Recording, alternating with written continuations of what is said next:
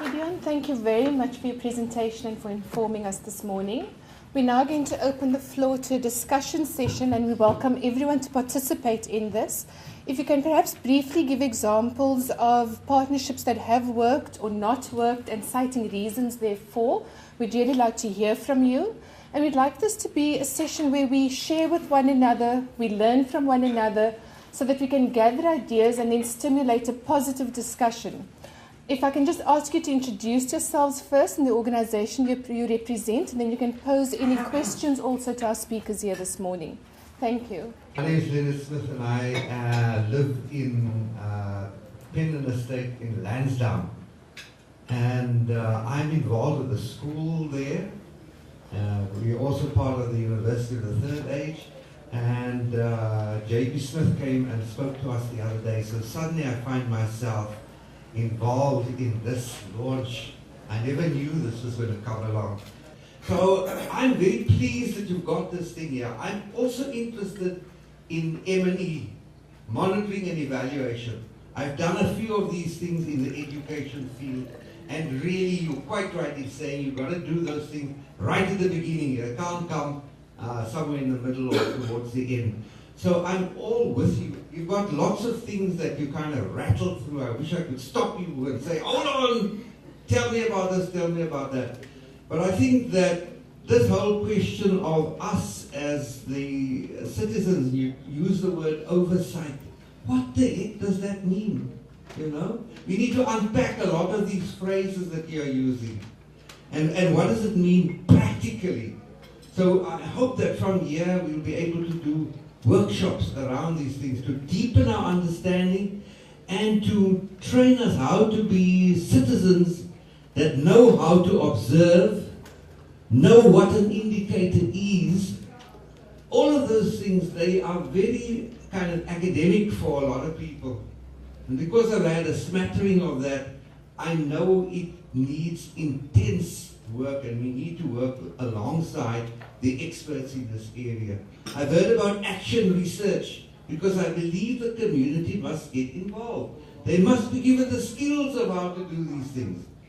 So this is, I think, fortuitous that I've come along here, and I really think that this whole area of partnerships, how does a partnership work? When is it breaking down? We even need to have an evaluation of the partnership as we go along.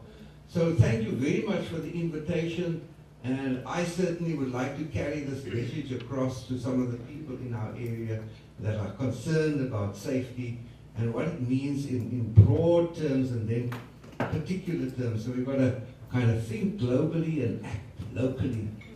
There's also a culture of rejection of evaluation. How do we overcome that? Satu is saying, no, we don't want you to come and inspect our schools and what we are doing and so on. So there's a whole culture of rejection of measurement and evaluation in the teaching profession. So, you need to look at this thing in all aspects. You've got to change that culture. That it's okay to be evaluated because you are learning from it. This is my great dream, is how do we become a learning society so that we can learn from all these mistakes that we're making along the way as we create the path towards the future.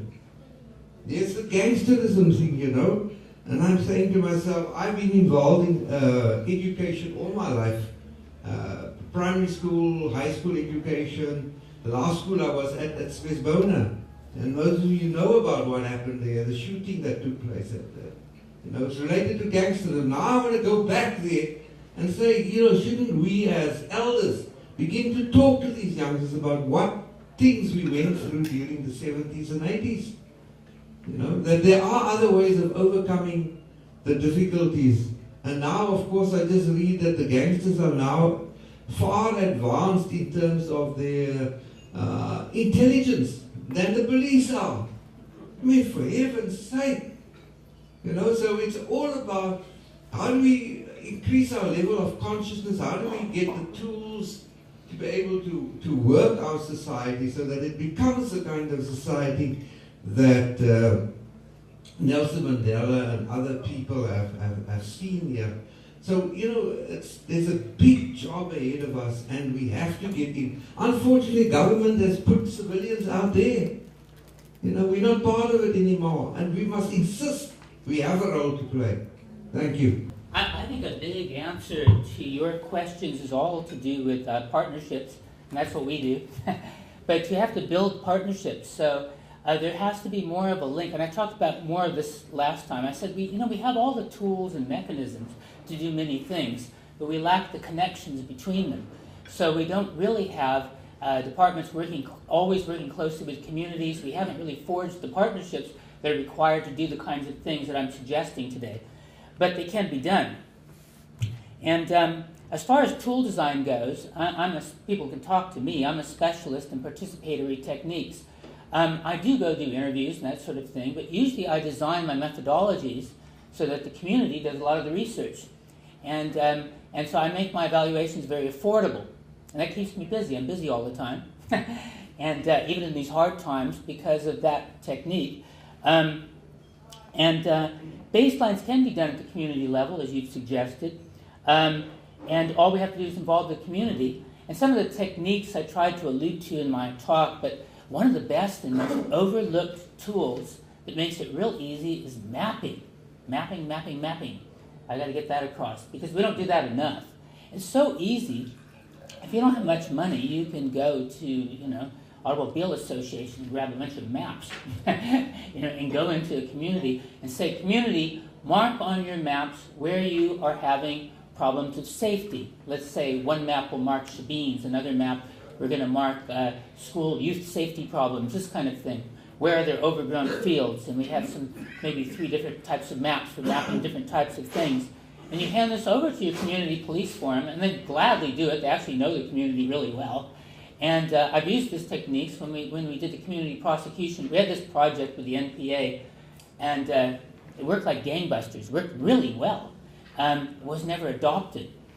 So some of you who think like we're still searching for the solutions of crime, bear in mind we found many solutions that were never implemented. This is very important to think about. But we had brought community prosecutors into the community, and people from the NPA, people with a strong legal background, and they worked with the community to identify their problems and their challenges. And one of the things they did was work with the CPFs. And then we handed maps. I designed the maps, and we handed the maps over to the CPFs, and they went out and mapped the safety problems. Then they came back, then the community prosecutor was a liaison between the community and all the departments. So if they said, look, we have this open field, he'd call it Parks and Recreation. They'd say, look, we have these lights that are out. And he would call up Public Works to fix the lights, that kind of thing. And so in that manner, we managed to clean up 9, and they gave me the hardest communities, places like Galashewe and Nyanga, these parts of Nyanga. And we cleaned them up. Our areas that we were assigned to, we cleaned up.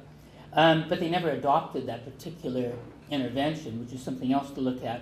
But yeah, I think we have to change our culture. We have to change it to something that's more accepting of and one of the techniques I talked about in relationship to merging community and science, I think we can do it. I think it's quite doable. I don't think we should treat science like it's some foreign, strange thing. I mean, what's the alternative? Magic or mysticism? Or what's the alternative?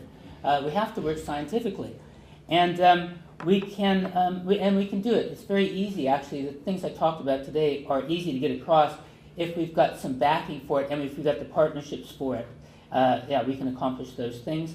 And one last thing, on the culture of rejecting evaluations, that does occur. It occurs owing to ignorance because people don't know what an evaluation is, so they fear it. So we have to teach people, maybe starting with CPFs and getting them involved in doing evaluations and getting more evaluations right across. We've got, say, 149 or something CPFs. So get all these different CPFs doing monitoring evaluation work. Very good plan. Something maybe the Department of Community Safety would consider. And that would be a good start to creating that culture. Hi, I'm Dan Hoffmeyer from the Campaign for Safe Communities. I find it worrying that, the functioning CPFs are sort of getting the money, and it's often the non-functioning ones that are in the areas that need it most. And I think, this is the beginning of the process, but I just want to know, I don't want those to get left behind, Is there going to be a plan? And I think this is also a place where NGOs and government could work together to sort of intervene in those non-functioning CPFs and sort of, start having them working. Is that in the future? Are you heading towards that?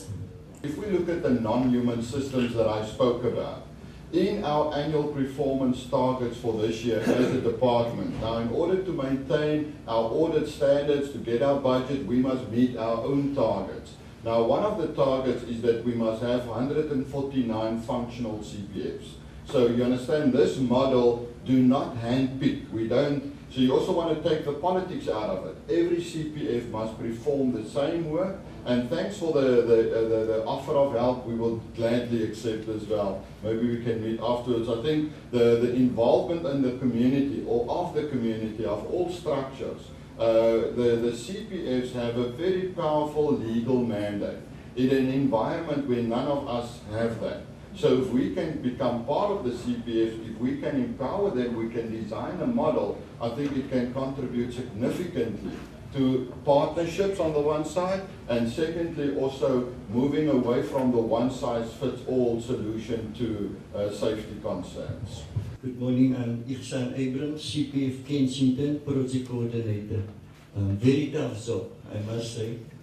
We're trying to connect basically, as we know, the concept of our people. I'm staying Kensington, Factington, I'm working in Tafelsig, they call it Lost City basically. Very dangerous area also. What I want to say, the concept of the people need to change. Civilians out there basically. What is happening, you see a dead body there laying in the street, this is happening in our areas. First of all, they watch the time when the police come out to the crime. They don't look at the crime and it was my neighbor or my brother or my sister who did the crime. So that concept needs to change basically. You're looking in Mitchell's Plain basically also where I'm working. Very terrible area, they call it Lost City. Now, what is the expectation from a 2-3-year-old child basically, mother is on drugs and father is on drugs? I think we need to look into the toddlers basically, putting them in crisis, change their mindset because they're not getting it at home, and that is reality basically. And no government or any sector is pumping money into crisis.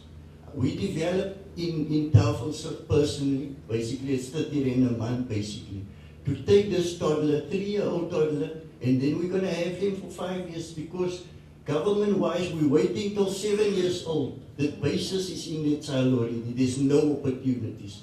That is just a comment. Thanks very much. Thank you, Iksan. We take it from you that there's a need for us to care for our community from a tender age already. Thanks. I'm Peter Blau, Chairperson of Belleville CPF. First, I want to congratulate you guys here with a very useful presentation. And what Professor Gries said fits so in with the model that we utilized in Belleville. Then we made use of the broken window syndrome. And you know, just by cleaning up an area, you already achieve a 21% deterrent for criminality. And with the neighborhood watch, you have a 57% deterrent. Now, from a very deplorable state that we inherited there, we made good progress, and currently we have a good functioning CPF, 16 neighborhood watch structures in operation, 2 city improvement districts that's operating very well. And recently they also established the Greater Tygerberg Partnership under the leadership of Professor Schweller of the University of Stellenbosch School of Public Leadership. Now, that partnership operates on 3 disciplines: safety and security, social development, and trade and industry. Because if people don't have work to make a living, they will do crime. So I'm very enthusiastic about this. And therefore my first question is to Professor Gries, if you are perhaps available to assist Major General Chris Botha, who is the convener of that safety and security discipline. Those group are mainly police of the Bellville cluster that consists of Bellville, Parow, Goodwood and Wittersig police stations. Because the one thing that we identified there is the uncoordinated approach to crime. Now, the police will arrest a foreign drug dealer, will go to court, get convicted, and the next day he pays a nice fine and he's back on the street again. Where is Home Affairs? If I commit a crime in Britain and I'm a foreigner on a permanent residence permit there, the next day I'm out, back to South Africa. And this is our situation, and we have a serious challenge in that regard. And the second question is to Mr. Morris. The community safety bill is now in place, and part of the question was already answered. When is the paperwork now following? Standing operating procedures and that kind of thing. And because training and equipment is, for me, a challenge. Because we have now in New Neighborhood Watch, and there are serious problems there, but first I approached your department, they said, oh, we are fully booked. And then I approached the Metro Police, and they said, oh, sorry, we are fully booked till September. Now, unfortunately, it's a risk to let those guys operate, and this is so sad that although the police knew for the past 10 years that the neighborhood watches is not part of their police act, nothing happened. And nothing happened to put a proper curriculum for training for neighborhood watches, etc. in place. So I know that the Metro Police do have a very good training that they are offering, but now your department, as well as the Metro Police, they will not give equipment unless those neighborhood watches got the training. So this is my question. When we will have that solved?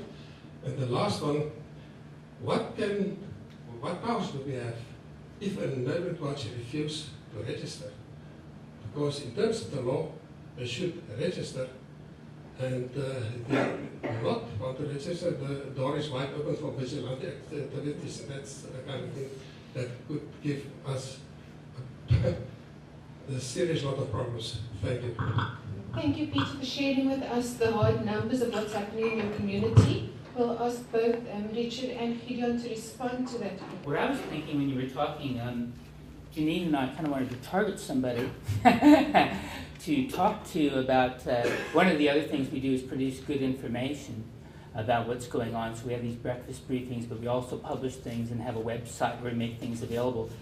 And what you talked about might be very good for a review.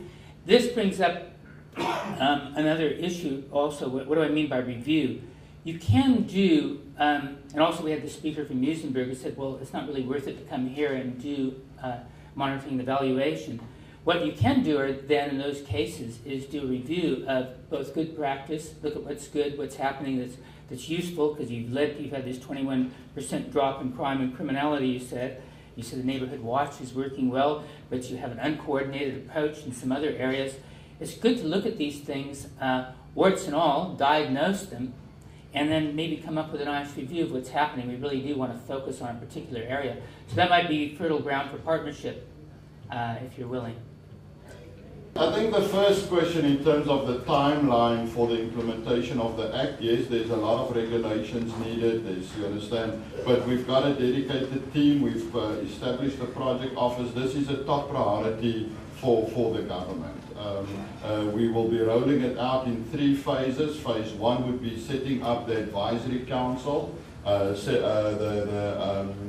the ombudsman, or the establishment of the Office of the Western Cape Ombudsman, and then writing the regulations, and phase 2 is the neighborhood watches and so on. We've already started with the process of writing up the standard operating procedures for a neighborhood watch. Now the process that I showed you in terms of the CPF, it would be very easy now to add an activity of monitoring neighborhood watches. So you've got your system established, you can always add on later on. Currently, in terms of your question of people not registering, that's the problem. There is no law that prevents people. You understand? Actually, the Constitution says we've got freedom of association. So if a group of people wants to start marching in their area, we've got a detailed legal opinion, sir. I'll forward that to you as well. Very senior counsel, Advocate Gerbert, drafted the legal opinion to us. Currently, there's no way that you can prevent somebody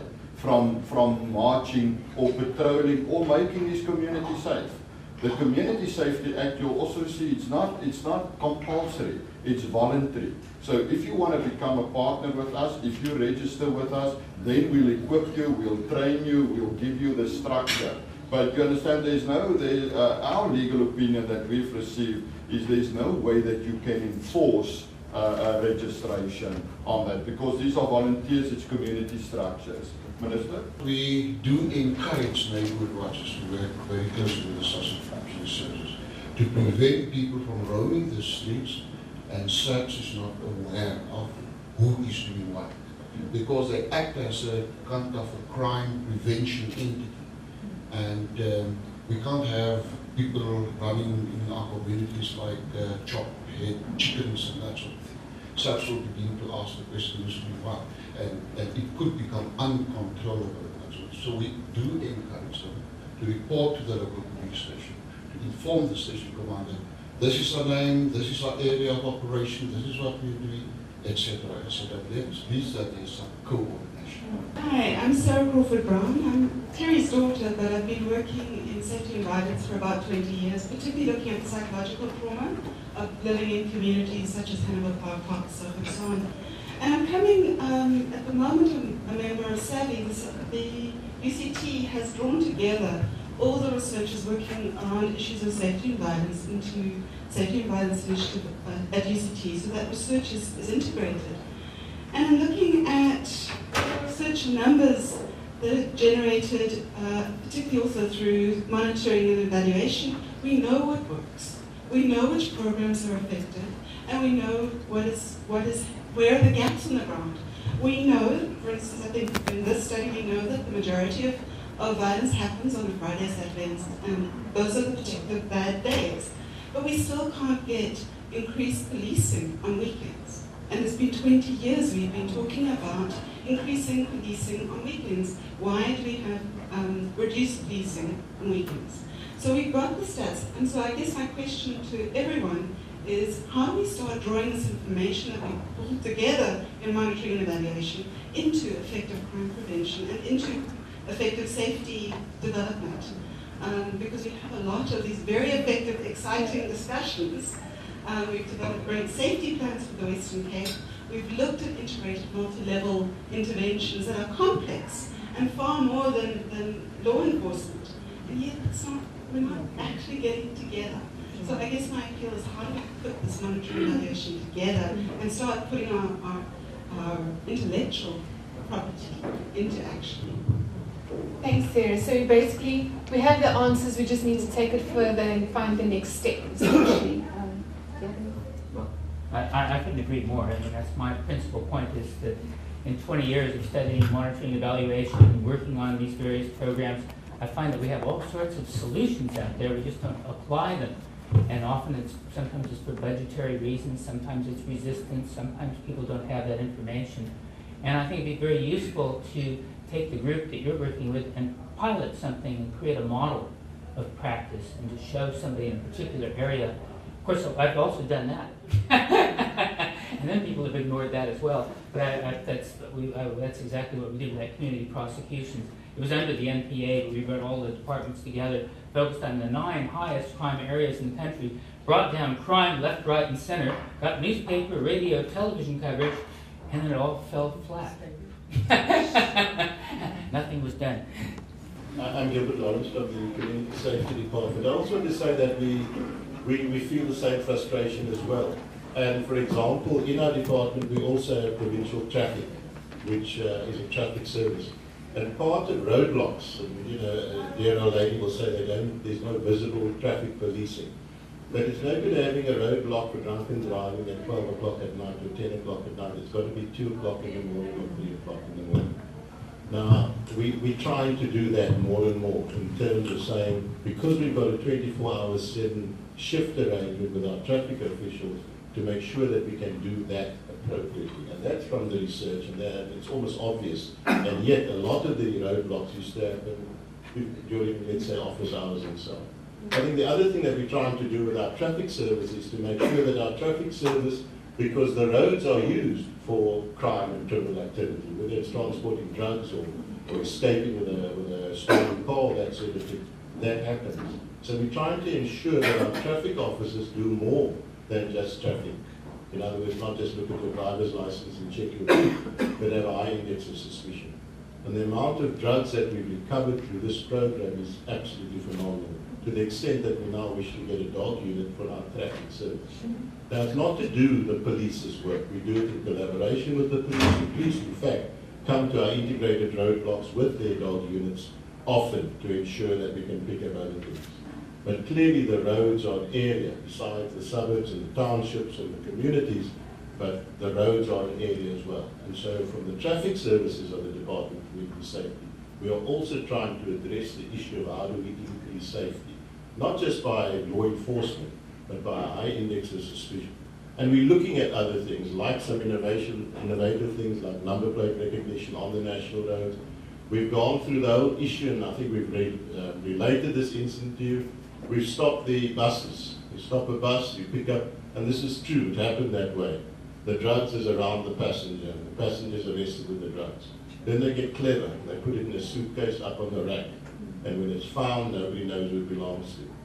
Then they get clever and they put it in the hole with all the other luggage, until the police commissioner then made a ruling that if the driver was unable to identify the luggage, the driver would be arrested. Well, that cut that out. But we know that the crooks are getting clever as well. But I'm just trying to say that we are trying to pick up on a number of these, what were the learnings as it were, and trying to do some final intervention. But the big thing is, out of this meeting today, more and more we need to make sure we have a cooperative, integrated approach with all the partners and all the players out there. So thanks very much. Gilbert, thank you for sharing with us that it's an ever-changing process and for sharing some of the positive impacts and results that have come out of it. Good morning, Secretary Forum Chairperson Kensington. Forming partnerships on this level is fine, but forming partnerships on your own level in your community is very important.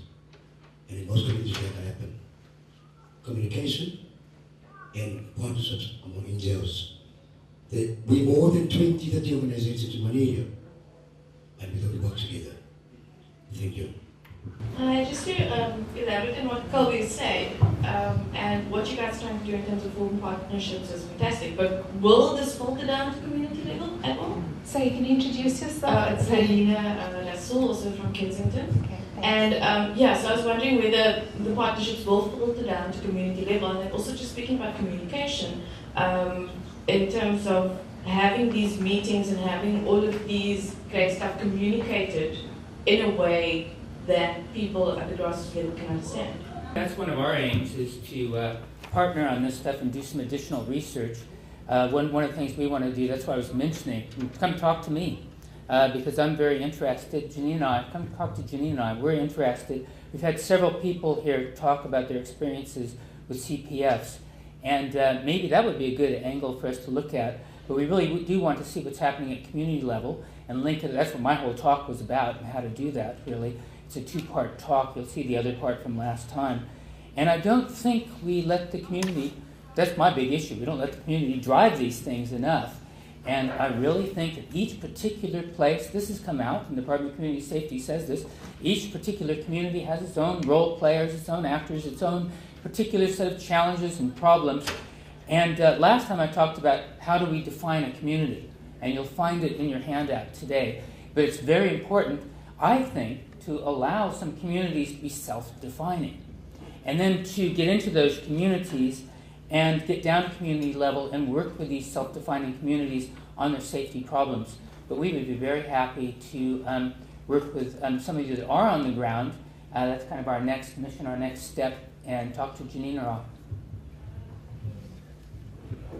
Thank you everyone for coming today. That's all we have time for today. But if you do think of additional things that you may not have expressed today, email me and I can include it in the paper. And in terms of your question, Lenina, I think dissemination of information is definitely one of our aims. So if you have ideas, and we'd love to talk to you about that. So you'll see when you leave, there is an information desk for community safety. There's free breathalyzers if you want one, and other information that pertains to community safety. If you want to know more about us, our contact details are in the handbook. And I'd like to say thank you very much to Gideon for his hard work today, and also to Greg Wagner for his great help in setting up the breakfast. Thanks to all the media that came, and also if you go outside, please enjoy the view. We've got a photographer. We'd love to take some photos of some of you for our website and to link with you on Facebook as well. Thank you very much.